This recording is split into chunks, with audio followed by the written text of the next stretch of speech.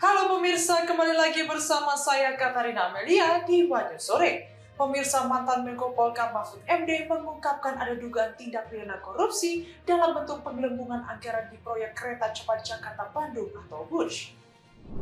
Informasi lainnya pemirsa, pihak orang tua siswa SMA N1 Cimarga Kabupaten Lebak Banten memastikan bakal mencabut laporan kepolisian terkait anaknya yang ditampar kepala sekolah. Pihak murid menganggap kasus ini sudah selesai secara musyawarah. Pemirsa, inilah Wanyu Sore selengkapnya.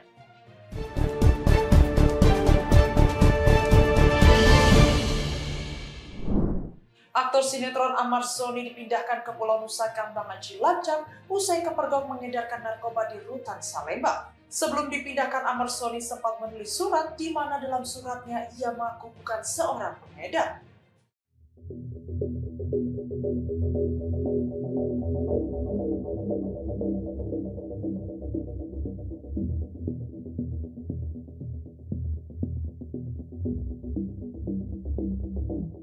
Aktor sinetron Ahmad Zony dipindahkan ke Pulau Nusa Kambangan Cilacap, Jawa Tengah pada Kamis 16 Oktober. Ahmad Zony dipindahkan setelah kepergok mengedarkan narkoba di Rutan Salemba, Jakarta Pusat. Namun sebelum dipindahkan, Ahmad Zony sempat menulis surat sebanyak 3 halaman.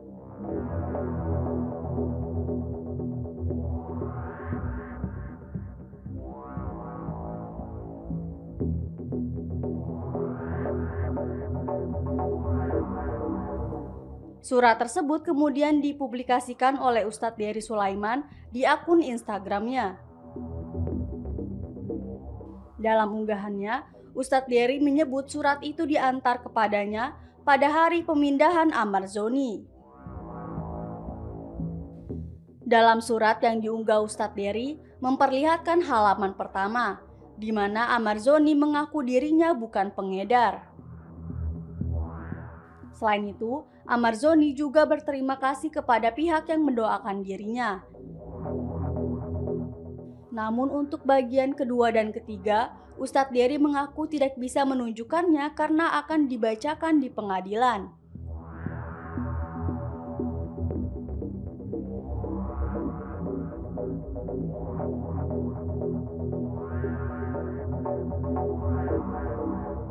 Sebagai informasi, Ahmad Zony kepergok mengedarkan sabu dan tembakau sintetis di dalam Rutan Salemba. Ahmad Zony melancarkan aksinya bersama 5 orang lainnya, yakni A, AP, AM alias KA, ACM, dan MR.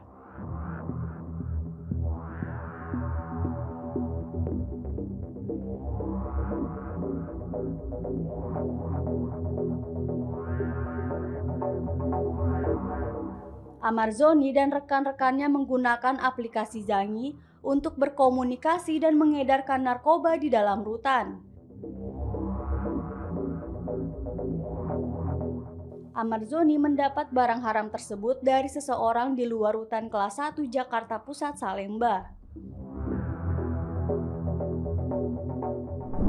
Presiden Prabowo Subianto meminta kepada Badan Pengelola Investasi Danantara untuk memangkas perusahaan BUMN. Prabowo meminta untuk memangkas dari 1.000 menjadi 200 hingga 240 perusahaan BUMN.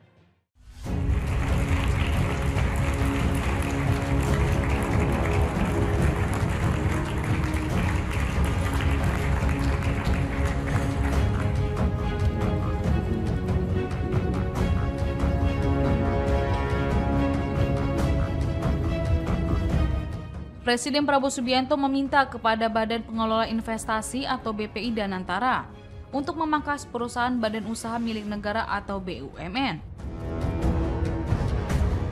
Prabowo meminta untuk memangkas dari 1.000 menjadi 200 hingga 240 perusahaan BUMN. Hal itu disampaikan Prabowo dalam dialog bersama Chairman Forbes Media, Steve Forbes di Forum Forbes Global CEO Conference 2025. Di St. Regis, Rabu 15 Oktober 2025. Setelah pemangkasan dilakukan, Prabowo juga ingin perusahaan BUMN dijalankan dengan standar internasional. Ia meyakini pemangkasan akan meningkatkan imbas hasil 1-2%. Prabowo bahkan juga sudah memerintahkan Danantara untuk mencari talenta terbaik.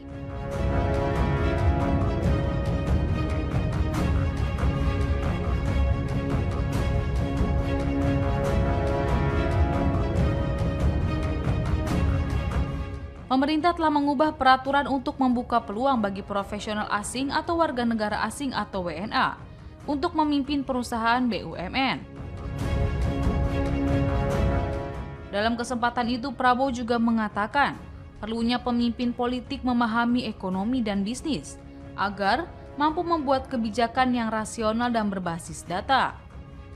Adapun DPR RI sudah mengesahkan revisi Undang-Undang Nomor 19 Tahun 2003 tentang Badan Usaha Milik Negara atau Undang-Undang BUMN.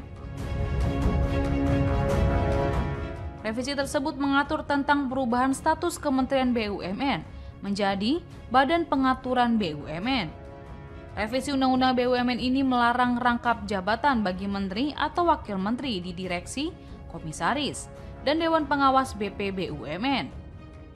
Kemudian, dividen saham seri A Dewi Warna dikelola langsung oleh BP BUMN atas persetujuan Presiden. Dalam revisi itu juga menghapus ketentuan anggota direksi, Dewan Komisaris, dan Dewan Pengawas, bukan penyelenggaraan negara. Kemudian, tim juga mengatur kewenangan pemeriksaan BUMN oleh Badan Pemeriksa Keuangan. Chairman of the Danantara to rationalize everything,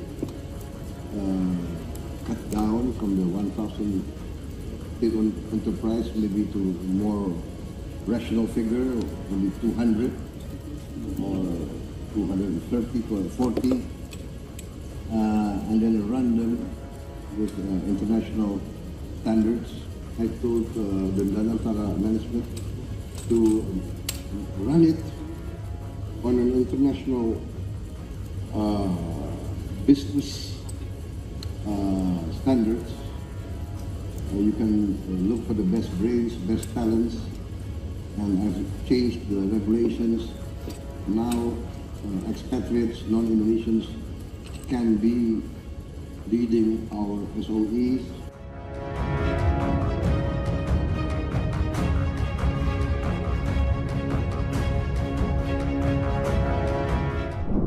KPK meminta mantan Menko Polhukam Mahfud MD untuk membuat laporan mengenai dugaan tindak pidana korupsi terkait proyek kereta cepat Jakarta-Bandung. Usai mengungkapkan ada dugaan tindak pidana korupsi dalam bentuk penggelembungan anggaran di proyek Wush.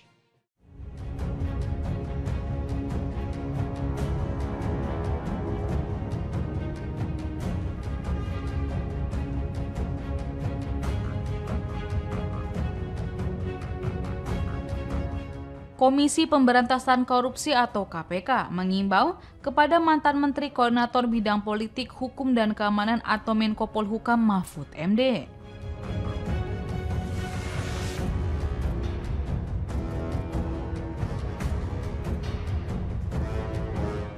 KPK minta Mahfud untuk membuat laporan mengenai dugaan tindak pidana korupsi terkait proyek kereta cepat Jakarta-Bandung atau Wush.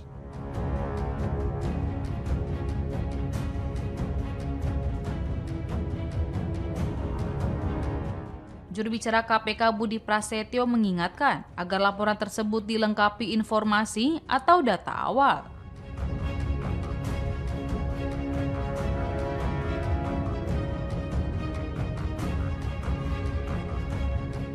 Sehingga proses verifikasi yang dilakukan KPK menjadi lebih presisi.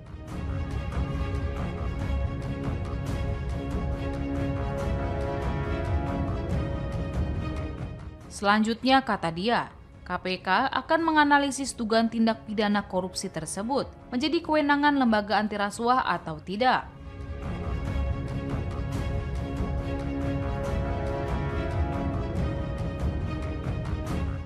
Apabila menjadi ranah KPK, maka akan diputuskan untuk ditindaklanjuti ke ranah penindakan, pencegahan, pendidikan atau koordinasi dan supervisi.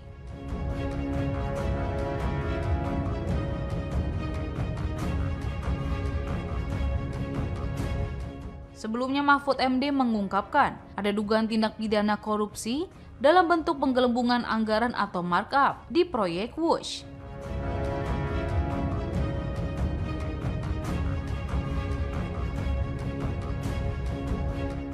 Hal itu disampaikan Mahfud dalam video yang diunggah di kanal YouTube pribadinya Mahfud MD Official pada 14 Oktober 2025.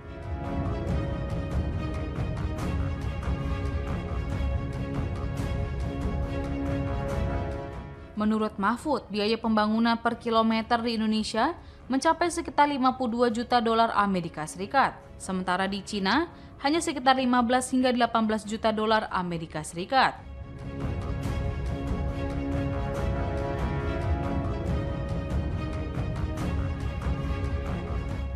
Ia menduga lonjakan itu menjadi salah satu penyebab membengkaknya beban utang proyek Wush yang kini menembus sekitar 4 triliun rupiah.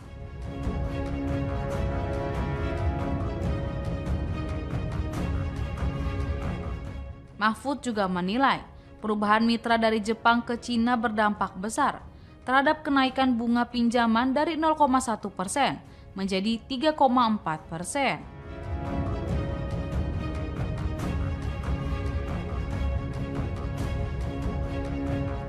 Meski begitu, Mahfud tetap memuji sikap Menteri Keuangan Purbaya Yudi Sadewa yang menolak menggunakan APBN untuk menutup utang proyek tersebut.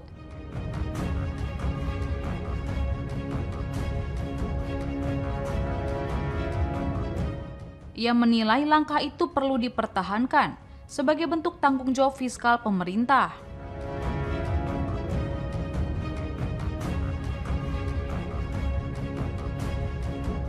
Sebagai pembanding, biaya pembangunan Wush yang diklaim mencapai 780 miliar rupiah per kilometer disebut masih lebih rendah dibandingkan MRT Jakarta yang menilai 1,1 triliun rupiah per kilometer.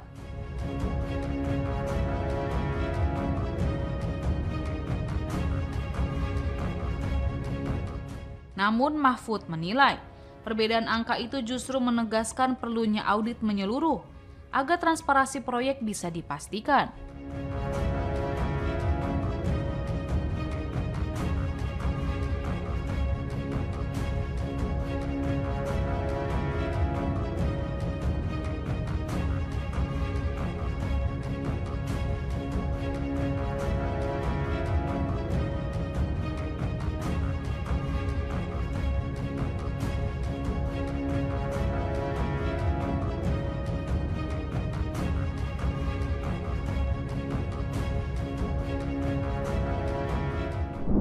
Politisi Nasdem Ahmad Saroni tiba-tiba muncul membawa kejutan usai lama tak terdengar kabarnya. Pasalnya, nama Saroni menjadi nama wisudawan program pasca sarjana yang pertama dipanggil oleh pembawa acara.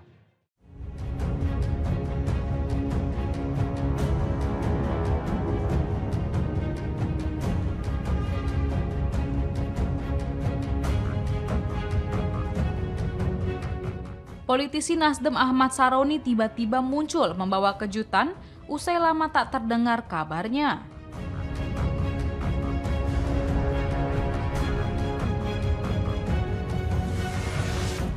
Kini, ia resmi menyandang gelar doktor, sehingga gelarnya menjadi Dr. Haji Ahmad Saroni, Sarjana Ekonomi Magister Ilmu Komunikasi.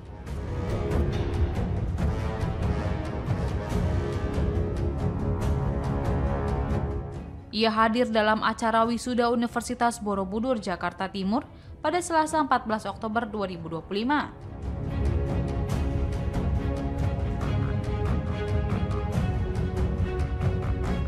Nama Ahmad Saroni menjadi nama wisudawan program pasca sarjana yang pertama dipanggil oleh pembawa acara.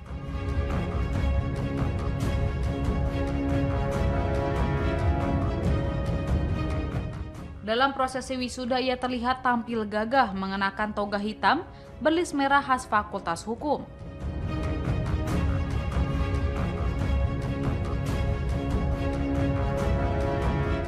Diketahui Ahmad Saroni menyandang gelar Doktor Ilmu Hukum setelah berhasil lulus di ujian disertasi.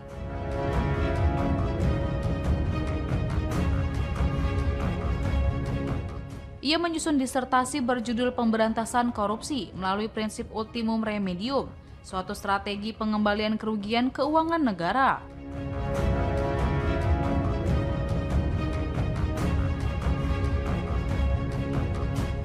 Turut yang menjadi pengujinya adalah Bambang Susatyo, yang merupakan anggota Komisi 3 DPR RI.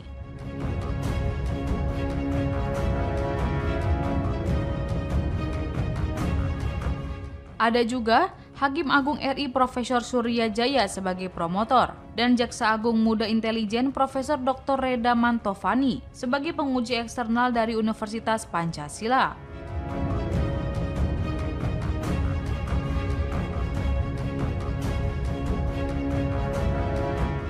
Kemudian Ahmad Saroni dinyatakan lulus nilai cum laude dengan indeks prestasi kumulatif atau IPK 3,95.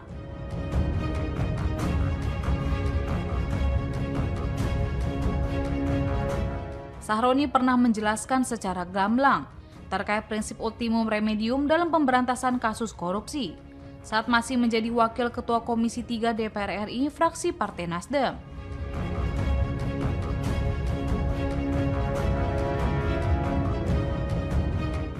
Usai meraih IPK tinggi sebesar 3,95, membuat warganet teringat dengan nilai kecil yang pernah diraih oleh Sahroni.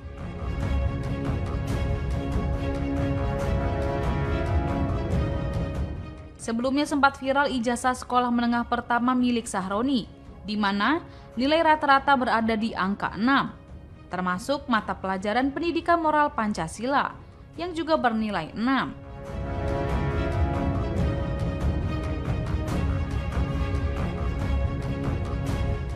Nilai tersebut berada di bawah ambang batas KKM atau kriteria ketuntasan minimal yang umumnya ditetapkan di angka 7.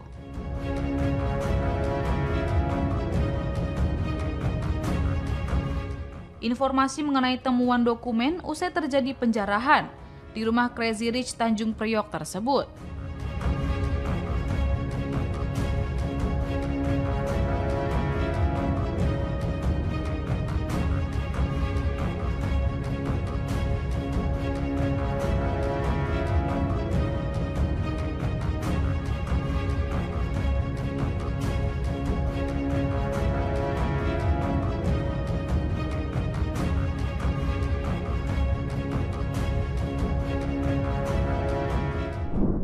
Ayah dari artis Ralinsyah Rahmat Shah menjadi korban penipuan oleh komplotan narapidana di Lapas Kelas 1 Medan. Polisi mengungkapkan modus pelaku yang menyamar sebagai Ralin melalui WhatsApp dan meminta uang untuk membeli emas dengan total kerugian mencapai ratusan juta rupiah.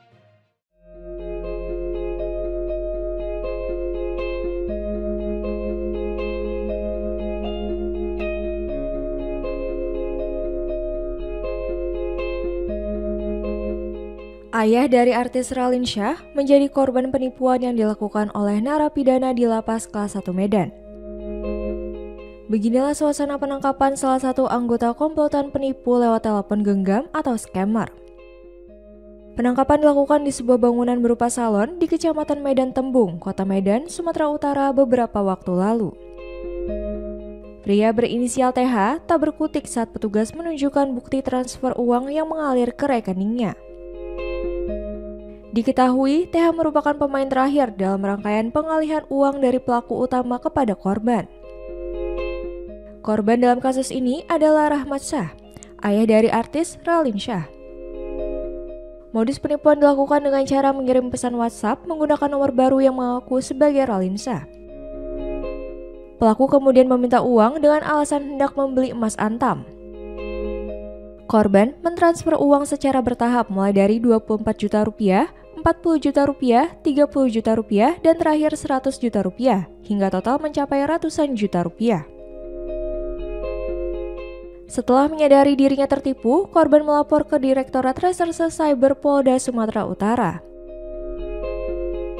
Hasil penyelidikan mengungkap bahwa dua pelaku utama, Muhammad Syarifuddin dan Rizal, merupakan warga binaan Lapas Kelas 1 Medan. Sementara dua pelaku lainnya adalah warga sipil yang berperan di luar penjara. Kami sampaikan bahwa para pelaku Muhammad Syarifuddin Lubis beserta kawan-kawan, ada 3 orang lagi. Itu 2 orangnya lagi, Muhammad Syarifuddin Lubis serta Rijal merupakan ada keberadaannya di tahanan. Kejahatan ini merupakan kejahatan scam dengan manipulasi data, di mana pelaku Muhammad Syarifuddin Lubis umur 25 tahun itu melakukan komunikasi dengan WA kepada saudara korban yaitu Bapak Dr. Ramadsyah, di mana mengatakan bahwa si terlapor ini adalah merupakan anaknya Ranile Syah. Dalam hal ini bersangkutan meminta kepada orang tuanya untuk membeli emas. Di total kerugian yang dialami oleh korban dalam hal ini Dr. Ramadsyah sebesar 255 juta. Kemudian dilanjut lagi transfer lagi kepada saudara Wulandari, Dika Wulandari. Jadi modusnya tadi dengan gerakan cepat untuk menghilangkan daripada jejak penyelusuran daripada. Polisi menjerat para pelaku dengan pasal berlapis, yakni Undang-Undang Informasi dan Transaksi Elektronik atau ITE serta pasal penipuan dalam KUHP. Mereka terancam hukuman 12 tahun penjara dan denda maksimal 12 miliar rupiah. PSSI resmi memutus kontrak Patrick Kluivert setelah timnas Indonesia gagal lolos ke Piala Dunia 2026. 2 kekalahan beruntun dari Arab Saudi dan Irak membuat skuad Garuda finish di dasar grup B.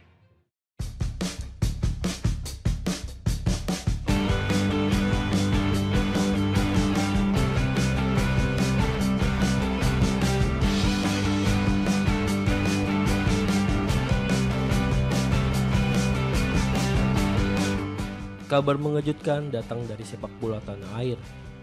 PSSI secara resmi mengumumkan pemutusan kontrak dengan pelatih kepala timnas Indonesia Patrick Kluivert. Setelah skuad Garuda gagal melangkah ke putaran final Piala Dunia 2026. Keputusan itu diumumkan pada Kamis 16 Oktober 2025 melalui pernyataan resmi federasi. Dalam keterangan tersebut, PSSI menyebut pemutusan kerjasama dilakukan atas dasar kesepakatan bersama antara kedua belah pihak.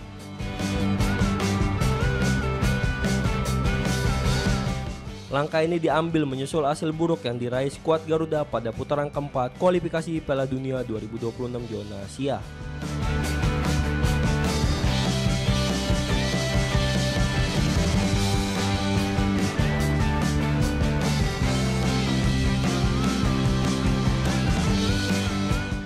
Skuad Garuda menelan 2 kekalahan beruntun kalah 2-3 dari Arab Saudi pada laga pertama dan 0-1 dari Irak pada pertandingan kedua.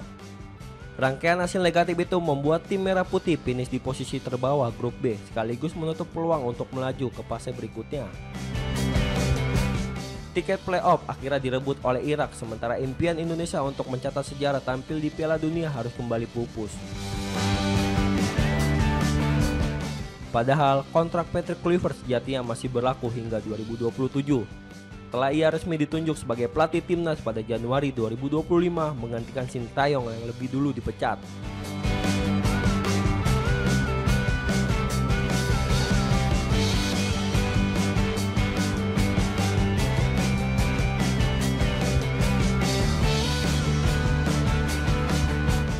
Tak hanya Kluivert, PSSI juga memecat bahwa seluruh jajaran pelatih asal Belanda akan meninggalkan struktur kepelatihan timnas.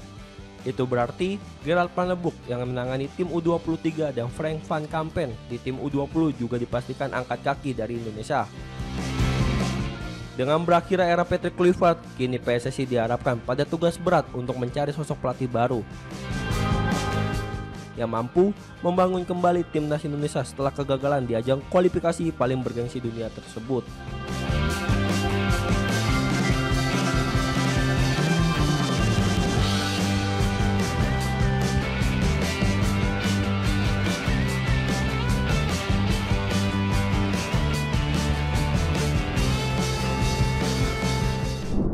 Polemik antara orang tua murid SMA Negeri 1 Cimarga dan kepala sekolah Dini Fitria berakhir damai dengan pencabutan laporan polisi. terkait dugaan penganiayaan yang dilakukan oleh kepala sekolah.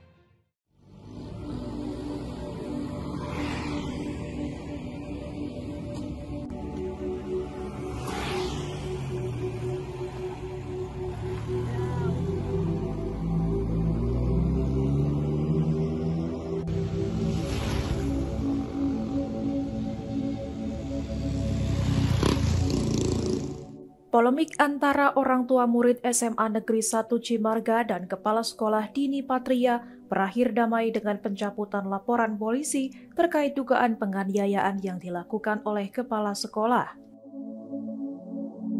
Pencabutan laporan ditandai dengan pertemuan antara Dini Patria dan Tri Indah Alesti, orang tua dari siswa yang terlibat dalam kasus tersebut. Proses perdamaian dan pencabutan laporan berlangsung di SMA Negeri 1 Cimarga, Kabupaten Lebak pada Kamis 16 Oktober. Pertemuan ini juga dihadiri oleh Sekda Provinsi Banten Deden Apriandi, Sekda Kabupaten Lebak, anggota DPRD Banten, PGRI Lebak, serta perwakilan KPAI RI. Usai pertemuan, Kepala Sekolah Dini Patria mengaku merasa sedih dan was-was meski telah berdamai dengan pihak orang tua murid. Ia mengungkapkan dirinya sangat terharu dan lega setelah bisa saling memaafkan dengan Tri Indah Alesti serta berharap kejadian ini menjadi awal pemulihan bagi seluruh pihak di sekolah. Dini menegaskan ia tidak pernah menyimpan rasa benci terhadap siswanya dan hanya ingin memberikan yang terbaik bagi peserta didik di SMA Negeri 1 Cimarga. Sementara itu, Tri Indah Alesti menyampaikan rasa terima kasih karena permasalahan ini dapat diselesaikan secara damai dan penuh rasa saling memaafkan. Sekda Banten Deden Apriandi menyatakan pertemuan tersebut menjadi momen penting untuk mengakhiri semua polemik dan menjadi pembelajaran bagi semua pihak. Deden berharap kasus ini dapat menjadi introspeksi dan evaluasi bersama, tidak hanya untuk SMA Negeri 1 Cimarga, tetapi juga bagi seluruh sekolah di Banten. Alhamdulillah kalau sudah memaafkan kan ya, jadi kita tinggal di tempat yang baru. Saya merasa sampai saya berpikir ke depan apa yang terjadi kepada diri saya. Itu adalah bentuk kasih sayang saya terhadap murid. Itu mungkin tidak akan berani ya, gitu. Yang dipandang orang mungkin ya, yang orang tuh takut menyentuh, itu refleks sebenarnya. Saya memohon, saya juga ingin dilindungi. Jujur saya was-was. Saya takut juga dengan perbuatan saya, apalagi nanti saya takut dilaporkan. Gitu ya. Ini kekhawatiran saya. Itu mungkin ya yang saya ini. Jadi intinya kami perlu coaching dan perlu pemahaman kepada para pendidik. Batasan-batasan itu di mana kita boleh, karena memang mari semua kalangan bahwa tidak mungkin seorang guru, seorang pendidik itu membunuh karakter mental peserta didiknya. Yang ada doa selalu mengalir, semoga kamu jadi orang sukses. Semoga kamu jadi orang sukses. Ibu semangat Ibu. Ya, semangat. Assalamualaikum warahmatullahi wabarakatuh. Bu, satu lagi. Kawan anak saya akan membuat dia lebih baik lagi.